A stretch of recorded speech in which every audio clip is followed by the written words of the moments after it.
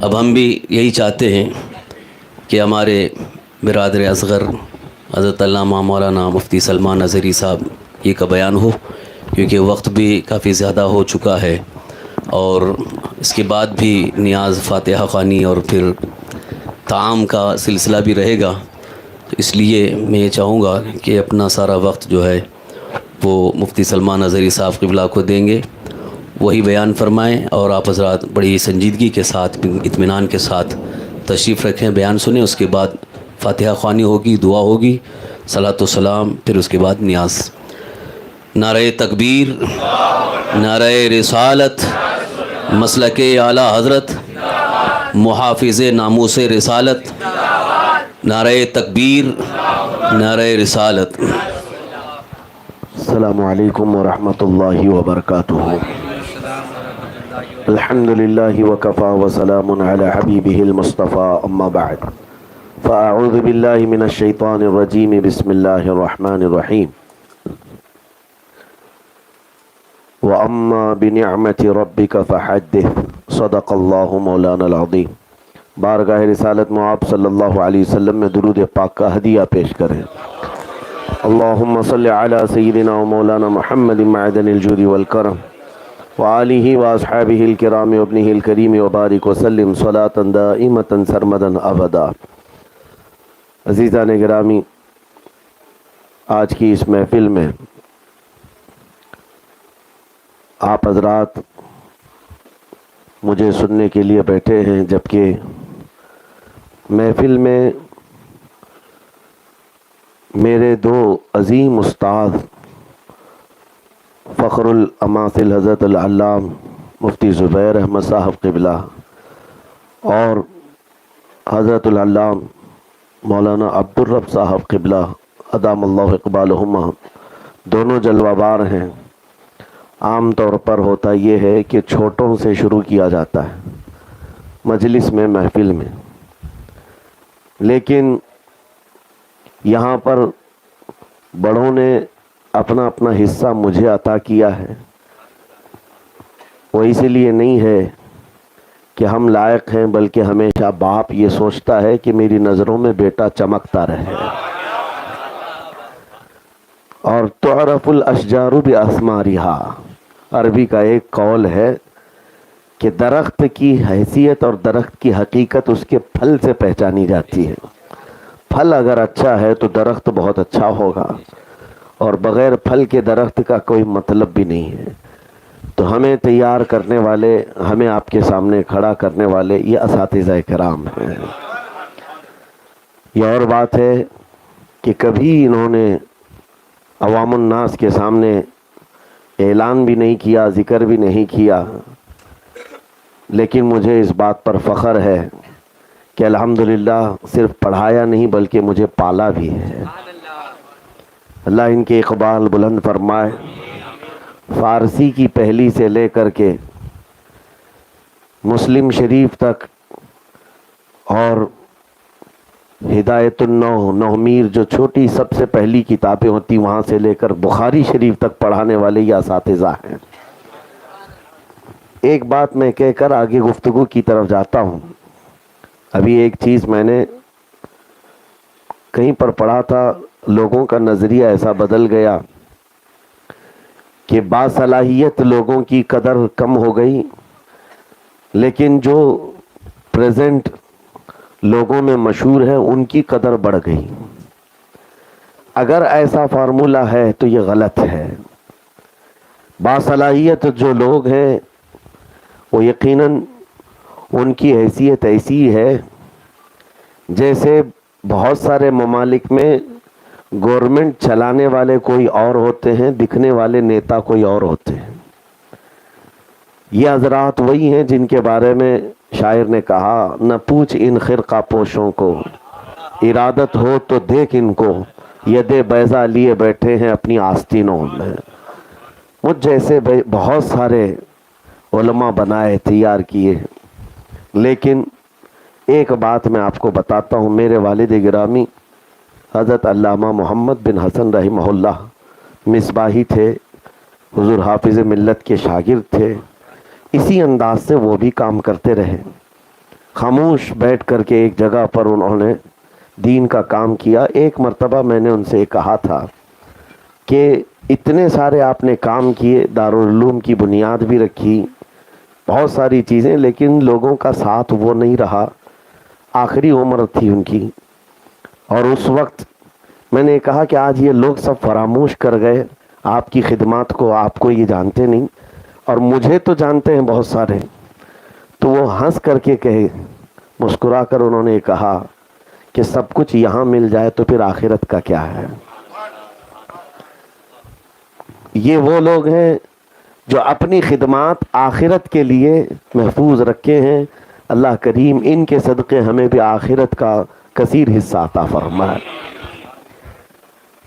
میں مختصر بات عرض کروں, اور یہاں جتنے لوگ بیٹھے ہوئے ہیں توجہ سے محفل کو بھی دیکھ لیں, اور کیمرے والا بھی خاص طور پر گھما کر کے بھی دکھا دے سارے لوگوں کو, کہ کچھ لوگوں کو ایسا لگتا ہے کہ سلمان اظہری بہت بڑے بڑے کانفرنسوں میں ہی صرف جاتے ہیں, اور بڑے بڑے جلسے ہونے چاہیے, بہت لاکھوں کی پبلک ہو وہاں جاتے ہیں. یہاں جتنے لوگ بیٹھے ہوئے ہیں ان کو اندازہ کریں, میرا مشن یہ نہیں ہے کہ ہزاروں کی تعداد ہو, میرا مشن یہ ہے کہ 4 لوگ بھی میرے نبی کی بات کرنے والے ہوں, میں پہنچ جاؤں گا. بس بات رسول کریم صلی اللہ علیہ وسلم کی ہو, ہمارے لیے جگہ اور تعداد کوئی معنی نہیں رکھتی. ہم ہر جگہ پہنچے ہوئے ہیں, یو پی کے, بہار کے, جھارکھنڈ کے, ایسے ایسے علاقوں میں جانا ہوا ہے. آج کے اس ٹیکنالوجی کے دور میں آپ کو کہتا ہوں, جہاں گھر بھی نہیں, آج لوگ لکڑیوں کے گھروں میں رہتے ہیں, ہمیں بھی انہی گھروں میں رکائے ہیں. لوگوں کو صرف ہمارا پلین میں جانا آنا دکھتا ہے, لیکن وہاں کے حالات ہم جانتے ہیں.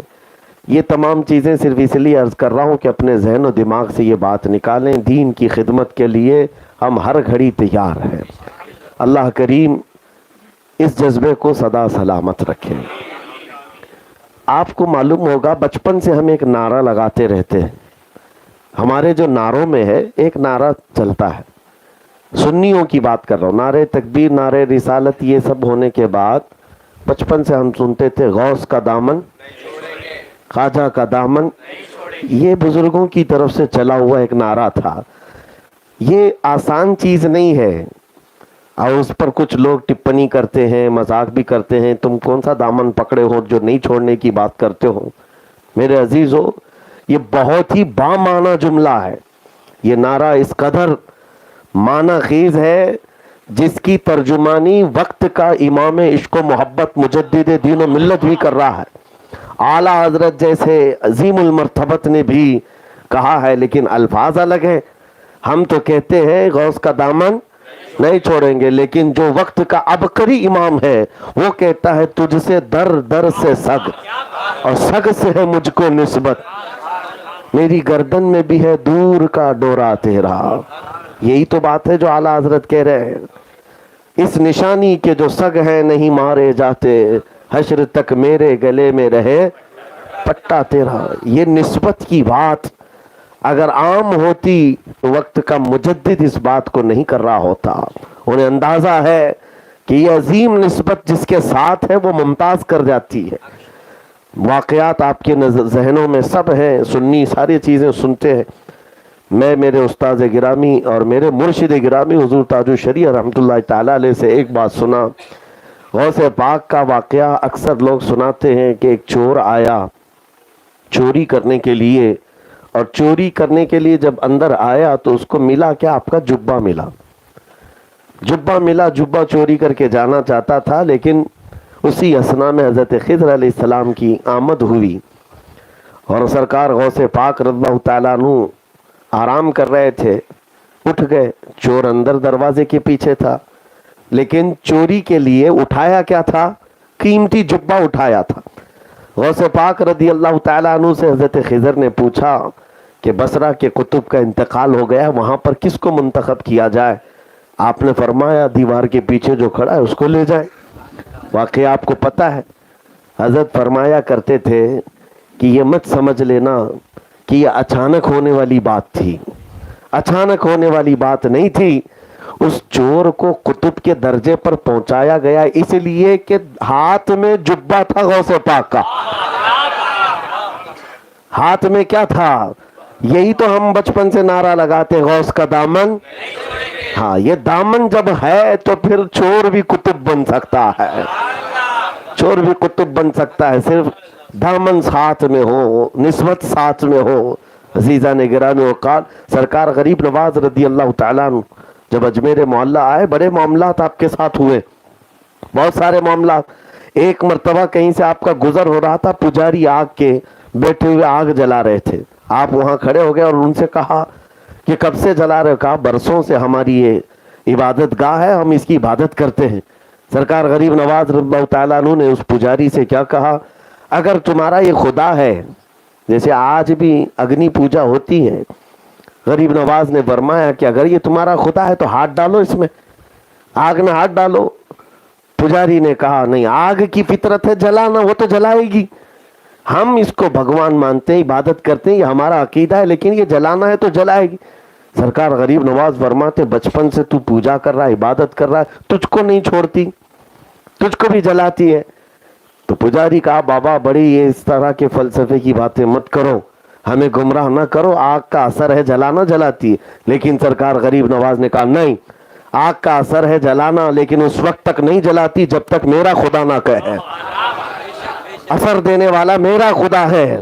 تو اس نے کہا اگر اتنا تمہارے خدا پر یقین ہے تو تم ہاتھ ڈالو نا، مجھ سے کہہ رہے ہو تم ہاتھ ڈالو.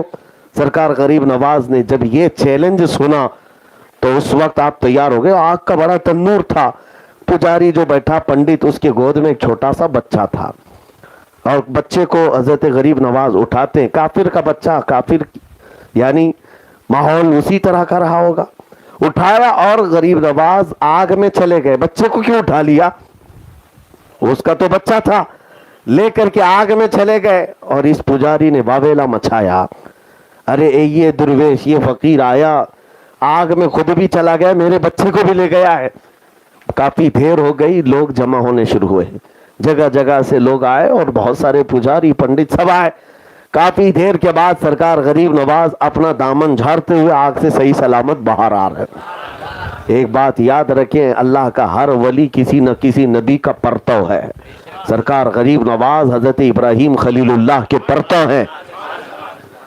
تو جب باہر آئے، آگ کچھ نہیں جلائی، صحیح سلامت تھے. کافی وہاں پر موجود لوگوں نے اسلام قبول کیا، ایمان لائے. بچہ پنڈت نے، پجاری نے لیا اور اس کی پیشانی پکڑ کر دیکھا، آگ کی گرمی بھی نہیں ہے، آگ کی گرمی بھی نہیں ہے. لے کر کے چومنے لگا. یہاں پر فرمایا جاتا ہے بچے کا کون سا کمال تھا، بچہ کون سا متقی اور پرہیزگار ولی تھا، وہ کیوں نہیں جلا؟ غریب نواز تو اللہ کے ولی تھے، ان کو آگ نہ جلائی، بچے کو کیوں نہیں جلائی؟ یہ تو پنڈت کا تھا. فرمایا گیا بات یہ ہے کہ ہاتھ میں کس کے تھا؟ آگ نہیں جلائی، ہاتھ میں کس کے تھا؟ سرکار غریب نواز کے. یہی تو ہم کہتے ہیں خواجہ کا دامن. ہاں، جب یہ نسبتیں ہیں تو میرے عزیزوں اس کو معمولی مت سمجھنا، یہ بہت عظیم نسبتیں ہیں، اور انہی باتوں سے آج ہمارا ایمان محفوظ ہے، ایمان محفوظ ہے. میں اپنی آنے والی جنریشن کے لیے بھی یہ بات ہمیشہ کے لیے، نوجوانوں محفوظ رکھ لو. تم جس دنیا میں ابھی زندگی گزار رہے ہو، یہاں پر لوگوں کا ایک کانسیپٹ یہ بنا ہے کہ سارا دین گوگل میں ہے، سارا دین انٹرنیٹ پہ ہے. یہاں پر انجینئرز بھی آ گئے ہیں، ڈاکٹر بھی آ گئے ہیں، پروفیسر بھی آ گئے ہیں جو دین کی تشریح کر رہے ہیں اور دین کی دھجیاں اڑا رہے ہیں. ہمارا کالج میں جانے والا نوجوان وہ یہی سمجھتا ہے کہ یہ دین بہت اچھا جانتے ہیں، جو ریفرنس نمبر کے ساتھ ہمیں بتاتے ہیں، حدیث نمبر یہ ہے، آیت نمبر یہ ہے، ریفرنس نمبر کے ساتھ بتاتے ہیں. یہ دین کے بڑے عامل لوگ ہیں. اگر تمہارا یہ ذہن بن گیا تو آگے چل کر کے جو دین تمہارے پاس رہے گا وہ ایسا کھچڑا دین، ایسا کھچڑا کہ تمہیں سمجھ میں نہیں آئے گا. ایک بات یاد رکھو، ہمارے پاس محفوظ دین وہی ہے جو ان اولیاء سے چل کر کے آیا ہے اور سینہ بسینہ چل کر کے آیا ہے. ان اولیاء کاملین کے ذریعے سے جو دین پہنچا ہے وہ رسول اللہ صلی اللہ علیہ وسلم کا وہ پاکیزہ دین ہی ہے. باقی یہ تشریحات کرنے والے جتنے بھی آتے رہیں گے، ان کے متعلق حدیث پاک میں پہلے سے بشارت دی ہے میرے آقا نے. حضور پاک صلی اللہ تعالیٰ علیہ وسلم نے ارشاد فرمایا آخر زمانے میں کچھ ایسے لوگ آئیں گے جو قرآن کو ایسے پڑھیں گے تم سے بہتر لگے گا، لیکن قرآن ان کے حلق سے نیچے نہیں جا رہا ہوگا۔ یہ حضور اکرم صلی اللہ علیہ وسلم نے ان کی علامتیں بھی بتائی ہیں، وہ ایسی ایسی باتیں تمہارے سامنے لا کر رکھیں گے تمہارے باپ داداؤں نے بھی نہیں سنا ہوگا، اور تم فریفتہ ہو جاؤ گے ان کے پیچھے۔ نہیں، دین جو ہے انہی بزرگوں سے جو چلا ہے وہی ہمارا محفوظ دین ہے۔ اگر حضرت عبداللہ ابن مبارک رضی اللہ تعالیٰ عنہ فرماتے ہیں کہ اگر یہ اسناد نہ ہوتی تو دین ہی نہیں ہوتا۔ اسناد کس کو کہتے ہیں؟ یہ اولیاء کا سلسلہ ہے۔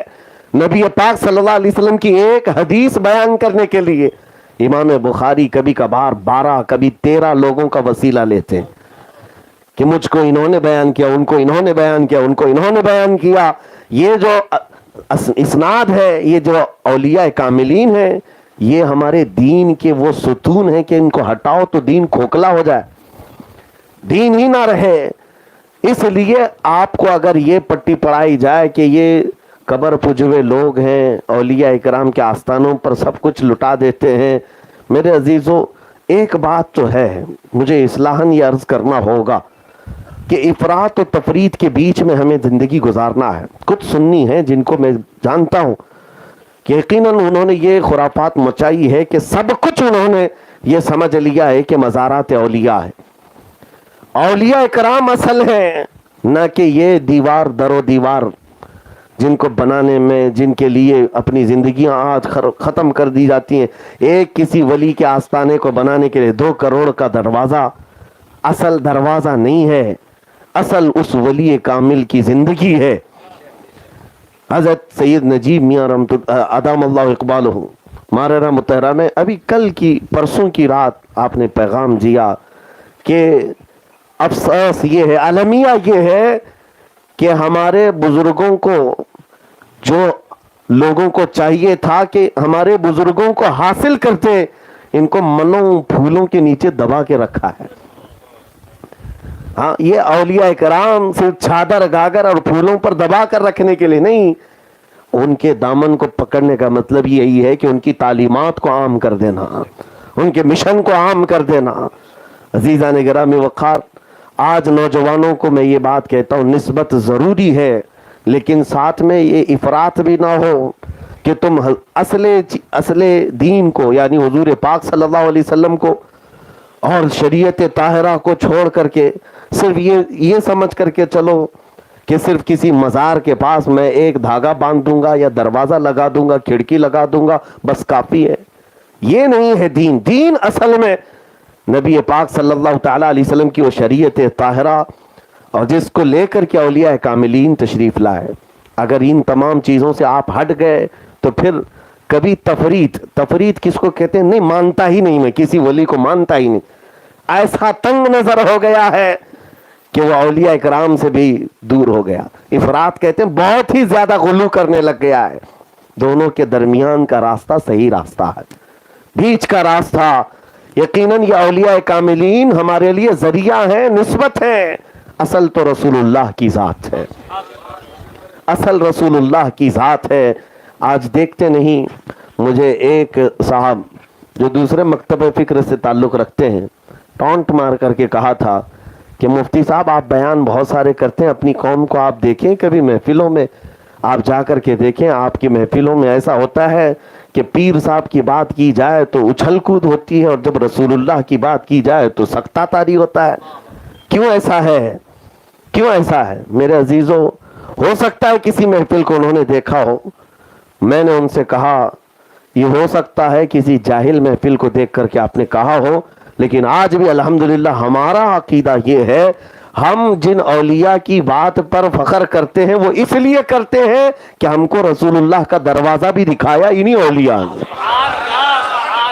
حضور پاک تک پہنچایا ہے ان اولیاء کاملین نے۔ ہم جھومتے ہیں، لیکن میرے عزیزو اس اعتراض کو آنے سے پہلے اپنے اندر اصل کی محبت کو پیدا کرو۔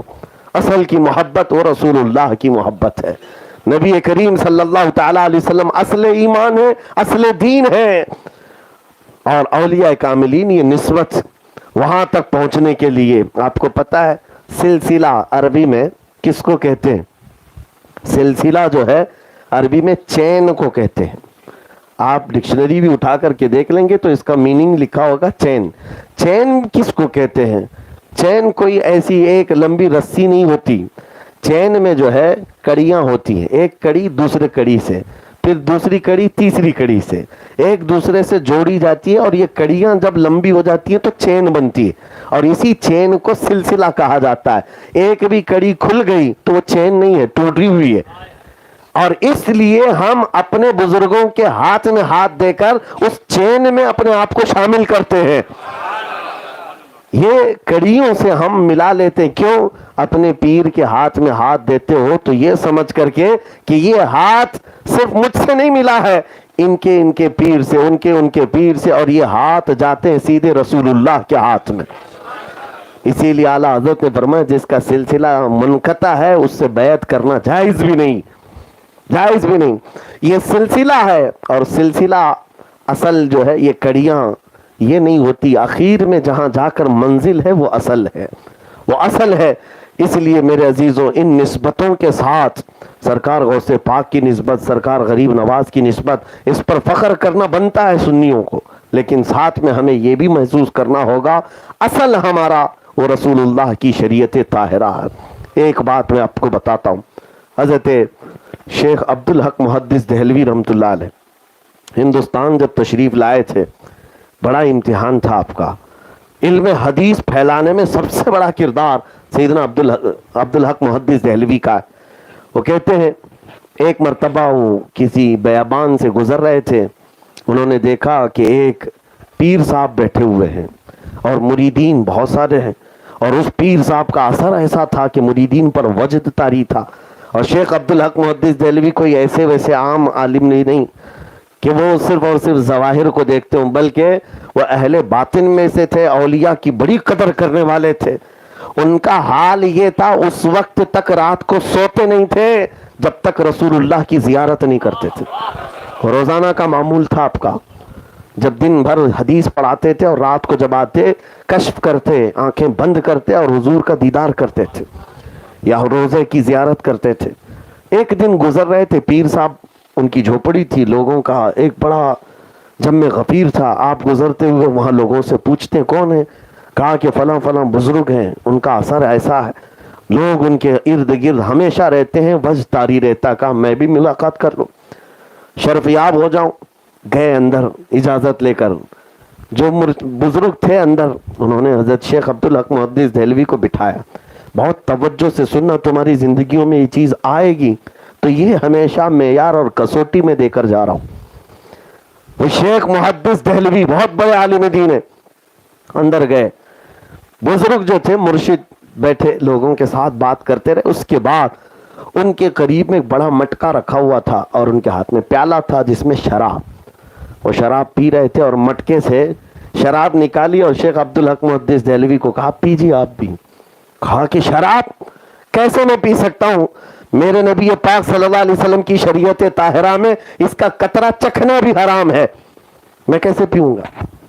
تو اس پیر صاحب نے کہا مولوی صاحب وہ باتیں باہر ہیں, یہ خانقاہ ہے ہماری, پی لو, میں جو کہہ رہا ہوں پی لو, اتنی منزلیں طے کر لو گے کہ تمہیں سمجھ میں نہیں آئے گا. آپ نے کہا نہیں, حضور کی شریعت چھوڑ کر کے مجھے ایک منزل بھی نہیں جانا ہے, کوئی منزل نہیں طے کرنا ہے. اب سنو اصل امتحان کیا ہے. پہلی مرتبہ ملاقات ہو رہی ہے پیر صاحب سے. پیر صاحب نے کہا عبدالحق پی لو ورنہ روزانہ جو زیارت کرتے حضور کی وہ بند کرا دوں گا.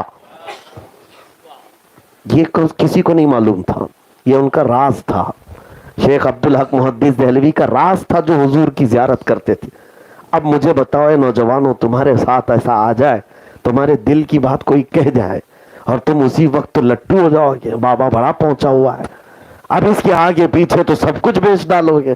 میرے تو دل کے حالات جانتا ہے یہ. شیخ عبدالحق کے لیے بہت بڑا امتحان, اور اس سے بھی بڑا امتحان میں بتاتا ہوں. شیخ عبدالحق محدث دہلوی کہتے ہیں یہ روزانہ میری جو حضور کی دربار میں زیارت ہوتی ہے, یہ کہہ رہے روک دوں گا, آخر میں کروں کیا. بہت دیر تک سوچتے رہے, ہو سکتا ہے کوئی اور شراب ہو, پی لوں. پیالہ لیا, اس کے بعد ہاتھ کانپنے لگ گئے, ہاتھ کانپنے لگ گئے, پیالہ چھوٹ گیا. کہا کہ نہیں، میں جا رہا ہوں اس جگہ سے، میرے لیے یہ چیز نہیں ہو سکتی، آپ نے کہا ہے میرے دل کی بات، لیکن اب میں شراب کو تو ہاتھ نہیں لگاؤں. چلے گئے. کہا دیکھ لینا پھر تمہارے ساتھ کیا ہوگا. شیخ عبدالحق محدث دہلوی گھبرائے ہوئے آئے. اس دن کوئی کام نہیں کیا. شام ہوئی، اپنے معمول کے مطابق جب مکاشفے کے لیے بیٹھتے ہیں، حضور پاک کی زیارت ہر دن کرتے تھے. آج جب تنہائی میں مراقبے میں بیٹھے ہیں، جیسی آپ نے آنکھیں بند کی اور حضور کی زیارت کا وقت قریب آیا، اس وقت سامنے وہ بزرگ کھڑے ہوئے نظر آئے. حضور کا دروازہ نہیں کھلا، نہ ہی کوئی روزہ نظر آیا، وہ کٹھیا میں بیٹھے وہ بزرگ نظر آئے. کہا یہ تو بڑا امتحان ہے. اس وقت ان کے آنکھوں کے سامنے آ کر کے وہ بزرگ کہنے لگے عبدالحق ابھی بھی وقت ہے، آجا میری خانقاہ میں جو پلا رہا ہوں پی لے. شیخ عبدالحق محدث دہلوی کہتے ہیں کیا کیا جائے، رات بے قراری میں گزری، کیونکہ ایک بار عاشق رسول کو جب دیدار نہ ملے اس کی تڑپ بڑھ جاتی ہے، بے قراری بڑھ جاتی ہے. پوری رات گزار لیا. صبح اٹھ کر کے سوچنے لگے کیا کروں. حدیث پڑھاتے رہے. شام کیسے آئی، پھر رات کے وقت سوچا کل وسوسہ ہوگا. آج بیٹھے تو آج بھی وہ بزرگ سامنے کھڑا ہے اور کہا نہیں میں تجھے حاضری کی اجازت نہیں دوں گا، تو نے میری بات نہیں مانی، انکار کیا، میں تجھے حاضری کی اجازت نہیں دے سکتا، اتنا پاور تو ہے میرا. تو حضرت شیخ عبدالحق محدث دہلوی کے ہاتھ پیر کانپنے لگ گئے. 2 دن کی بے قراری تھی.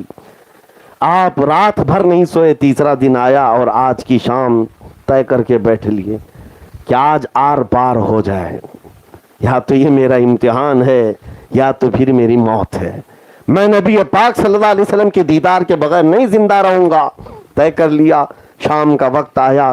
جب غسل کر کے بیٹھے حضور کے زیارت کے آداب کے اعتبار سے، اور اس وقت جیسے ہی آپ بارگاہ مصطفیٰ کی زیارت کے لیے طے کرتے ہیں، دل کو تمنا تیار کرتے ہیں، رو پڑتے ہیں، بے اختیار روتے ہیں. کہتے ہیں اب مجھ سے نہیں سہا جا رہا ہے، یا رسول اللہ آپ ہی بتا دیں آپ کی شریعت سچی ہے یا یہ پیر سچا ہے، آپ کی شریعت سچی ہے یا پیر سچا ہے.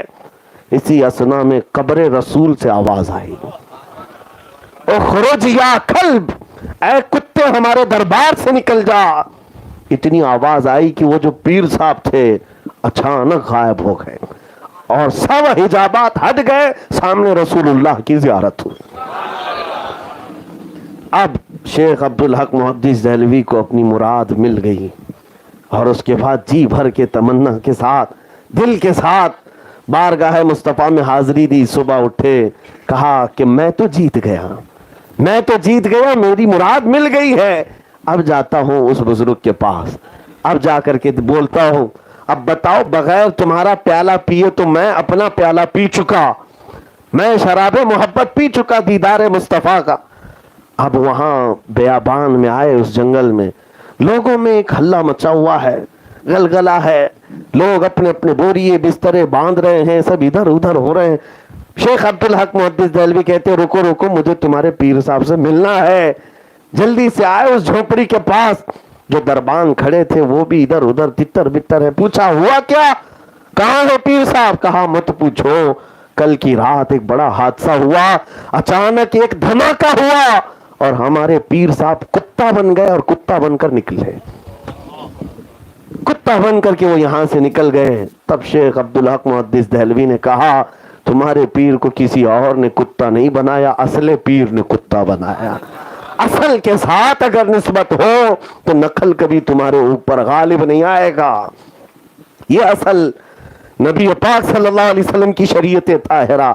لوگ آج جس طرح سے نسبت اپنی اصل ہے ضروری ہے، لیکن ساتھ میں یہ کسوٹی ہمیشہ رکھو جو میرے مصطفیٰ سے بال برابر بھی ہٹا، شریعت طاہرہ سے بھٹکا، نہ وہ پیر ہونے کے لائق ہے، نہ تمہارے لیے چین بننے کے لائق ہے.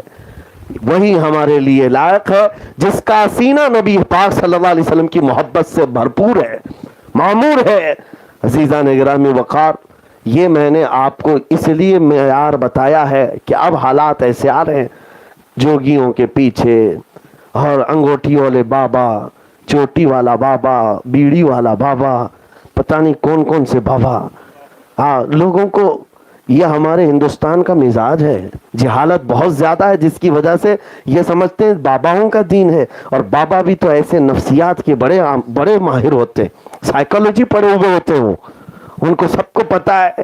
تم کو پتھر بھی وہ کھلا سکتے ہیں, کا بہت بڑا معجون ہے, اور کھا بھی لوگ. ہمارے علاقے میں ایسی چیزیں ہم نے دیکھی ہیں.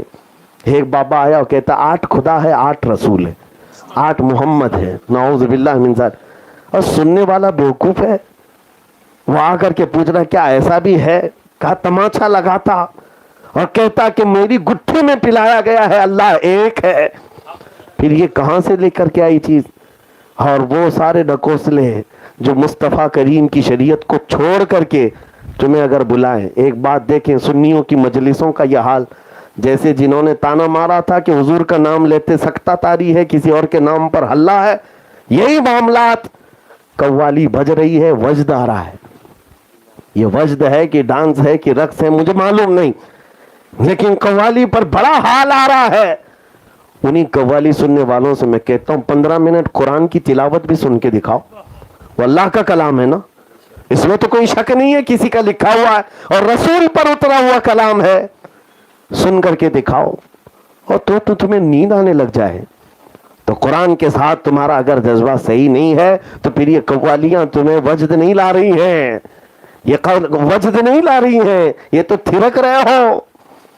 حال اور وجد ان قوالیوں سے, ان مناقبات سے ہوتا تھا جن کے قلب میں نبی پاک کی محبت بسی ہوئی ہوتی تھی. عزیزان گرامی وقار, اصل چیز کی طرف میں توجہ کروا رہا ہوں. میں کسی چیز کے خلاف نہیں بول رہا ہوں, کہ اولیاء اکرام کا جو مسلک ہے اس کے خلاف نہیں بول رہا ہوں, لیکن بات یہ ہے کہ اصل شریعت طاہرہ ہے, اس سے ہٹ جاؤ گے تو پھر کوئی چیز نہیں ہے. ایک بابا, وہ ابھی بہت سارے ہے ساؤتھ کے علاقے میں نماز نہیں پڑھتے, نماز ہے ہی نہیں. مریدین کہتے ہیں تو کہتے ہیں ہم تصور کی نماز پڑھتے ہیں, اور مریدین فخر میں آ کر کے کہتے ہیں, ہمارے پاس کہہ رہے تھے ہمارے پیر صاحب تو مکہ میں مدینے میں نماز پڑھتے ہیں, بیٹھے یہی ہوتے ہیں, مکہ میں مدینے میں نماز پڑھ لیتے ہیں مغرب عشاء. میں نے کہا کھانا بھی وہیں کھانے بولو, دسترخوان یہاں کیوں بچھاتے ہو؟ وہاں سے زمزم پی کے آ جائیں, کھجور کھا کے آ جائیں. نہیں, کھانا یہیں لگے گا, یہاں سب توڑیں گے اور نماز مکہ مدینے میں پڑھیں گے. ایک بات یاد رکھو میرے عزیزوں, یہ شریعت مصطفیٰ صلی اللہ علیہ وسلم سب کے لیے حجت ہے. آپ غوث پاک کی محفل میں بیٹھے, ایک روایت لا کر کے بتا دینا کہ غوث پاک نے کبھی ایک نماز قضا کی ہو. وہ سلطان الاولیاء جب نبی پاک کی شریعت کی ایک فرض میں کوتاہی نہیں کرتے, تو پھر آج کے ڈھکوسلے لوگوں کے لیے کہاں سے نماز معاف ہو جائے گی؟ نماز معاف ہو جائے گی. کبھی یہ بات ذہن میں آنے مت دینا کہ کوئی نماز چھوڑ کر کے بڑا پیر بن رہا ہے, نہیں ہوتا. ہاں, میں نے ایک مرتبہ کہا تھا, میں بڑی معذرت کے ساتھ, جملے سخت ہوتے ہیں, ایک پیر صاحب نے کہا تھا ہمارے لیے نہیں نماز, یہ ان کے لیے, یہ مولوی لوگوں کے لیے. ہم تو معرفت والے ہیں, طریقت والے ہیں. معرفت اور طریقت کے نام پر لوگوں کو بیوقوف بناتے ہو. میں نے اپنی ایک تفسیر میں کہا تھا ہاں 4 لوگوں کے لیے معاف ہے. مرید صاحب آئے تھے ہمارے پاس, کہا ہمارے پیر صاحب کہہ رہے ہیں. میں کہا تمہارے پیر صاحب سے کہنا ہے معاف ہے نماز 4 لوگوں کے لیے. کہا کس کے لیے؟ کہا یا تو نابالغ بچہ ہوگا اس کے لیے, یا پاگل ہو گیا ہوگا, دماغ نہیں ہے اس کے لیے نماز معاف ہے, یا تو پھر حیض آنے والی عورت, یا پھر جس کا بچہ ہوا نفاس والی عورت. جاؤ پیر صاحب سے پوچھو ان 4 میں آپ کے ساتھ کیا ہے, یا تو بچے ہو, یا تو پاگل ہو, یا تو پھر دوسرے معاملات ہو, ورنہ نماز معاف نہیں ہے. غوث پاک کے لیے نہیں, غریب نواز کے لیے نہیں ہے, تو پھر کسی اور کے لیے کیسے؟ اصل جو ہے شریعت مصطفیٰ صلی اللہ تعالیٰ علیہ وسلم ہے. لیکن میرے اس بیان کے لیے میں یہاں تک کیوں آیا آپ کو بتا دوں. یقیناً ہم نے گفتگو شروع کی ہے غوث کا دامن اور خواجہ کا دامن. یہ ہمارا عقیدہ اور ہمارا مسلک, ہمارا مذہب اپنی جگہ پر ہے, لیکن اس کا مطلب یہ نہیں ہے کہ ہم نبی پاک کی شریعت چھوڑ کر کے صرف دامن کی بات کرتے ہیں.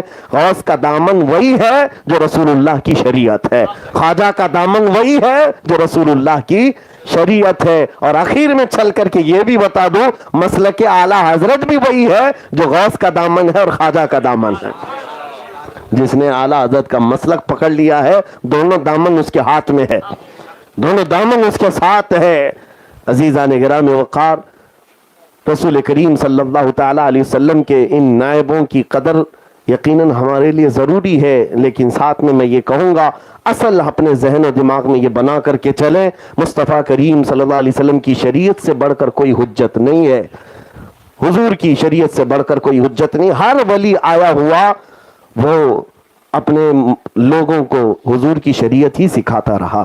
آج ان کے درباروں پر ڈھول باجے کر کے پوچھ لینا اس ولی نے کبھی تم کو یہ تلقین کی تھی کہ میرے مرنے کے بعد ڈھول بجاؤ, میرے انتقال کے بعد باجے بجاؤ؟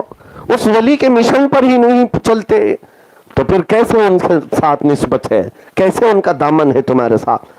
عزیزان گرامی وقار, نبی پاک صلی اللہ تعالیٰ علیہ وسلم کی شریعت طاہرہ کے نفاذ کے لیے انہوں نے پوری زندگیاں وقف کر دی, پوری زندگیاں وقف کر دی ہیں. اب آخری بات میں کہہ کر کے گفتگو سمیٹتا ہوں, ان اولیاء کا ہمارے ساتھ ہونا بہت ضروری ہے, بہت ضروری ہے. اور اس لیے بھی ضروری ہے کہ ہمارے پاس جو شریعت ہے اس کی حفاظت بھی ان کے ساتھ رہنے میں ہی, کیونکہ قرآن کیا کہتا ہے, یا ایھا الذین آمنوا اتقوا اللہ وکونوا مع الصادقین, اے ایمان والو اللہ سے ڈرو اور سچوں کے ساتھ رہو. تمہارے پاس جب کوئی دولت آ جائے نا, کہاں رکھتے ہو؟ تجوری میں اندر رکھتے ہو. اپنا سونا, اپنا چاندی, اپنا مال دروازے کے باہر تو نہیں رکھتے, حفاظت کے لیے تجوری میں, الماری میں اندر رکھتے ہو. اب تمہارے پاس جو سب سے بڑی دولت ہے وہ ایمان کی ہے, یہ کون سی تجوری میں رکھ کر حفاظت کرو گے؟ اس کے ڈاکو بہت ہیں, اس لیے اللہ نے فرمایا اس کی حفاظت صرف ایک طریقہ ہے, اللہ کے ولیوں کے ساتھ رہو, ساتھ رہو.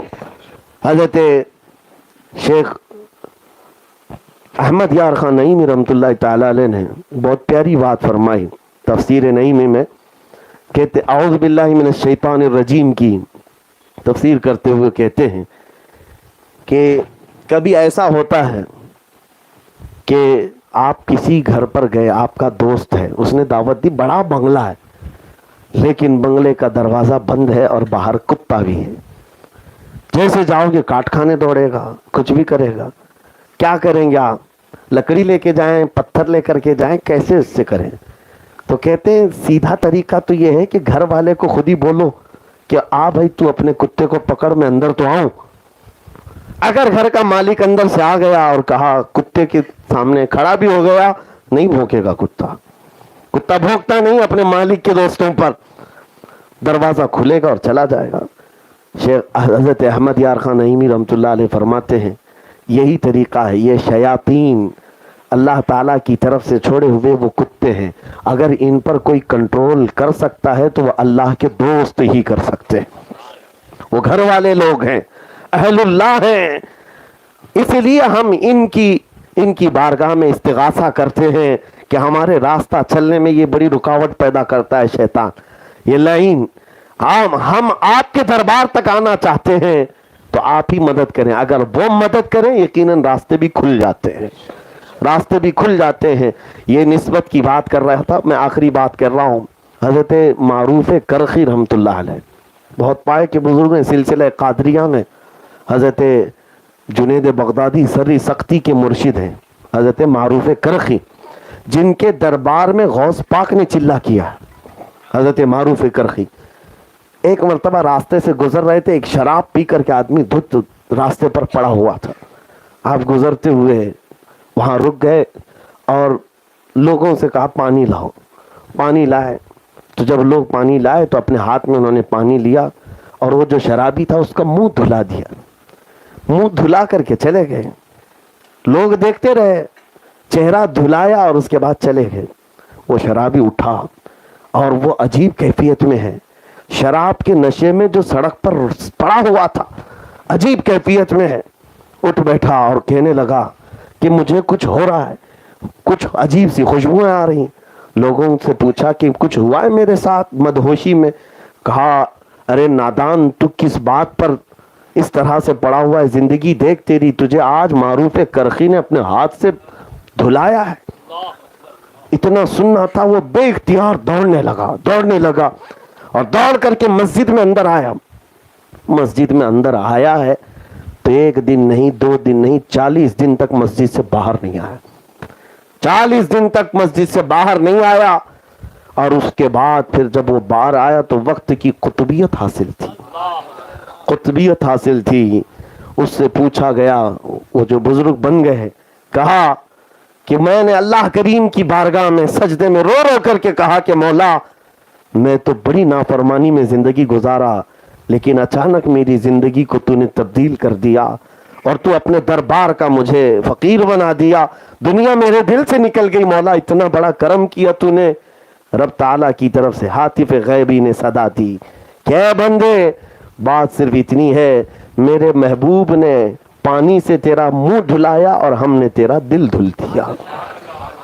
बस इनका हाथ भी लग जाए, अल्लाह बाकी के काम हमारे लिए आसान कर देता है। लेकिन साथ में एक बात ये भी रखो, उन खबीसों से मैं कहता हूं जो उन औलिया से दुश्मनी करते हैं, बुजुर्गों से नफरत करते हैं, उनकी आकिबत खराब है। मन आदा अली वलियन फकद आदनतुहु बिल हर्ब, ये अल्लाह ताला का फरमान है, हुजूर की जुबान है। अल्लाह फरमाता है जो मेरे किसी वली से दुश्मनी करता है मैं उसके साथ जंग का ऐलान करता हूं। कौन है जो अल्लाह के साथ जंग करेगा? एक बुजुर्ग ने फरमाया, बड़ी प्यारी बात है, ये लगती हुई चीज है इसलिए अर्ज कर रहा हूं, अब नहीं तवील करूंगा। एक सेठ साहब थे, अपनी बेगम को लेकर के बाजार में गए हुए थे, बड़े पैसे वाले थे, और उस इलाके में एक दुर्वेश रहते थे, अल्लाह के वली थे, लोग जानते भी थे उनको, लेकिन जज्ब के आलम में रहते थे। अब सेठ साहब अपनी बेगम को लेकर खरीदारी कर रहे थे, अचानक वो दुर्वेश आए और कीचड़ में उनका पैर पड़ गया।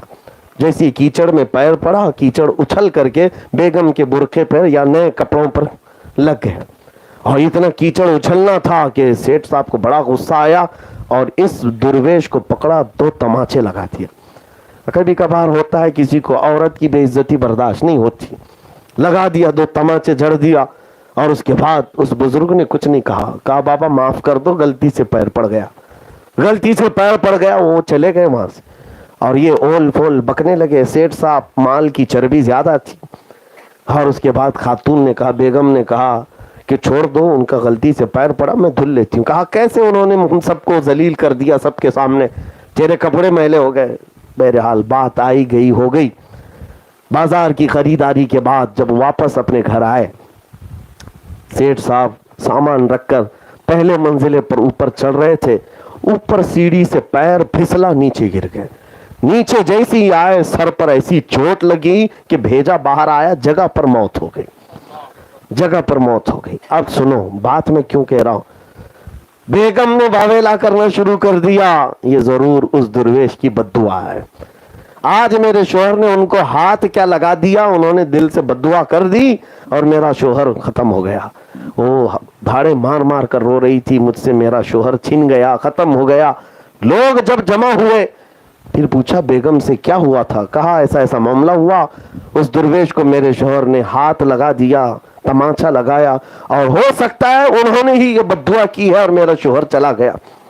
लोगों ने कहा अगर तमाचा लगाया है तो माफी भी हो सकती थी, उस बुजुर्ग को ऐसा नहीं करना चाहिए था, इतनी बड़ी बद्दुआ नहीं करनी चाहिए था कि ये दुनिया से ही चला जाए, घर लुट गए, उजड़ गया सब। तो कुछ जो जिम्मेदार थे शहर के और कुछ उलमा, वो निकल पड़े उस दुर्वेश से मिलने के लिए। वो एक हलवाई की दुकान पर बैठे हुए थे। अब सुन लो मेरे अजीजों, असले वाकया का खुलासा। पहुंचे लोग, कहा बाबा आज क्या कर दिया आपने? कहा क्या हुआ? कहा आपको एक सेठ ने तमाचा क्या लगाया, वो घर पहुंचा तो उस वक्त तक तो आपने उसको मौत की घाट उतार दिया। कहा हाय अल्लाह, मैंने तो कुछ नहीं किया, मैंने नहीं किया, ऐसा कुछ नहीं किया। कहा आपने बद्दुआ नहीं की, वो हिलाक हो गया है, खत्म हो गया, इंतकाल हो गया। बार बार सुना तो दुर्वेश को जलाल आया, खड़े हो गए। कहा लोगों सुनो, हमारा मसलक है, हम हर तकलीफ बर्दाश्त कर लेते हैं, بدلے میں کسی کو بددعا نہیں کرتے، لیکن ایک بات ہے، ہم تو برداشت کرتے ہیں، دوست نہیں برداشت کرتا۔ وہ دوست ہمارا اللہ ہے، کیونکہ دنیا میں بھی ہم نے دیکھا ہے دوست کی محبت میں آدمی دوسرے کے لیے جانی دشمن بھی بن جاتا ہے۔ یہاں دنیا کا دستور ہے، اور وہ اللہ غیرت مند ہے، اپنے دوستوں کو پہنچی ہوئی تکلیف ان کی بددعا تک کا انتظار نہیں ہوتا، بلکہ رب تبارک و تعالی خود منتقم حقیقی انتقام لیتا ہے۔ اسی لیے میرے عزیزوں، بعض لوگوں کو ایسا لگتا ہے کہ ہم اولیاء کے ساتھ کچھ بھی کر لیں کچھ نہیں ہوگا۔ سب سے بڑی بات یہ ہے، حضور مفکر اسلام علامہ قمر الزمان خان صاحب اعظمی ایک بات کہتے تھے کہ لوگوں نے آپ سے پوچھا مدینہ طیبہ میں حضور کے دربار میں کھڑے یہ متطوع اتنی بے ادبی کرتے ہیں، ان پر عذاب کیوں نہیں آتا؟ ان پر عذاب کیوں نہیں آتا؟ ان پر پکڑ کیوں نہیں آتی؟ بڑا پیارا جملہ آپ نے کہا۔ آپ کیا سمجھتے ہو عذاب صرف آسمان سے آگ برس جائے، پتھر برس جائے؟ اس سے بڑا عذاب کیا ہے؟ چراغ کے نیچے رکھ کر کے اللہ نے ان کا ایمان سلب کر لیا، ایمان ختم ہو گیا، اس سے بڑا عذاب کیا ہے؟ اس لیے ہمیشہ یہ یاد رکھو، اولیاء کی دشمنی کے بعد گھر نہ جلیں ٹھیک ہے، پتھر نہ برسیں ٹھیک ہے، لیکن اگر دل سے ایمان ہی ختم ہو گیا ہمیشہ ہمیشہ کے لیے جہنم میں جانا ہو سکتا ہے۔ اللہ کریم ان تمام بلاؤں سے ہماری حفاظت فرمائے۔ پھر میں اپنے اسی جملے پر اپنی گفتگو ختم کرتا ہوں، غوث کا دامن، خواجہ کا دامن، وآخر دعوانا ان الحمدللہ رب العالمین۔